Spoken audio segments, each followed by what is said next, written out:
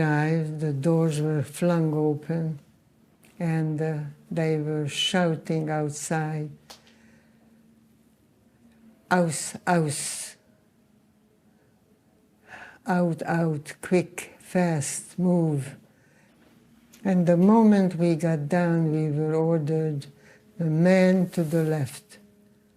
And without being able to say goodbye, my father joined them, and I never saw him again. Hedy Böhm was deported from Romania by the Nazis in 1944. After surviving Auschwitz and the death marches, she lost everything: her parents, classmates and friends. My mom and dad and myself around age 8 or 9. All that remains of that life is this photo album, carefully preserved in her flat in Canada, and, for some years now, the satisfaction of knowing that justice has been partly served. I never thought that a German guard will be found and found guilty by a German court. To have that happen was a gift from life that I didn't expect, and it was very meaningful to me. It was not something I would even dream about that it could happen. In 2015, Hedy Böhm travelled to Germany. She was a civil party in the trial of Oscar Groening, an SS non-commissioned officer assigned to the extermination camp in occupied Poland and nicknamed the Accountant of Auschwitz. 70 years later, he was convicted of being complicit in the murder of 300,000 people. During his trial in Nuremberg, northern Germany, the 93-year-old admitted his moral guilt. For the first time, Hedy Böhm spoke in front of the television cameras. He admitted it amongst all the things that happened there. It was emotional. A historic trial made possible by the hard work of some German lawyers. After the Nuremberg trials conducted by the Allies and the Auschwitz trials in Frankfurt in the 1960s, Germany abandoned the prosecution of Nazi war criminals for decades. The judicial system was itself riddled with former Third Reich officials. But everything changed in 2009 with the trial of John Demjanjuk, a guard at the Nazi extermination camp at Sobibor in Poland. The verdict, 5 years imprisonment for complicity in the extermination of more than 28,000 Jews, set a new legal precedent in Germany. To be found guilty, it was now sufficient simply to have been a cog in the wheels of the Nazi death machine. This new chapter in German justice was the brainchild of lawyer Thomas Walter.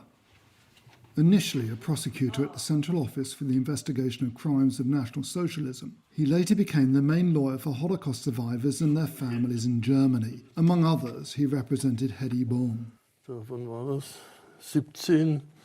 These are court reports, translated in Hebrew in 2017. These are essential documents for survivors, like Hedy Böhm, who recounts what she experienced in Auschwitz after her mother disappeared in the gas chambers. It also helps them find inner peace. The Bavarian lawyer has never ceased to correct the mistakes of his predecessors. Justice may be coming late, but in Germany there is no statute of limitations for murder. The law is also and always a question of justice, and in this area we have finally succeeded in taking an essential step. There have never been an age limit for victims. Millions of people were murdered, and we Germans have recognised that these murders were ultimate crimes, and that there can be no statute of limitations for such crimes. Over the past decade, several Nazi war criminals have been convicted in Germany, including one woman. At least 30 cases have been launched by the Central Office for the Investigation of Crimes of National Socialism in Ludwigsburg. This is where the names of 692,000 people suspected of involvement or witnessing Nazi crimes are recorded. Its staff is now working hard to bring the last Nazi criminals to justice wherever they committed their crimes. This is an incredibly comprehensive map. It really shows the full extent of the killings and extermination. It's a race against time that will only end with the death of the last Nazi war criminal. 2 cases are currently underway, but whether they will be concluded is uncertain given the advanced age of the defendants. The prosecution of war criminals began in 1945, just after the war. That means this has been going on for 80 years, and the people we can still prosecute today are at least 96 years old, so that's where we're focusing our priorities.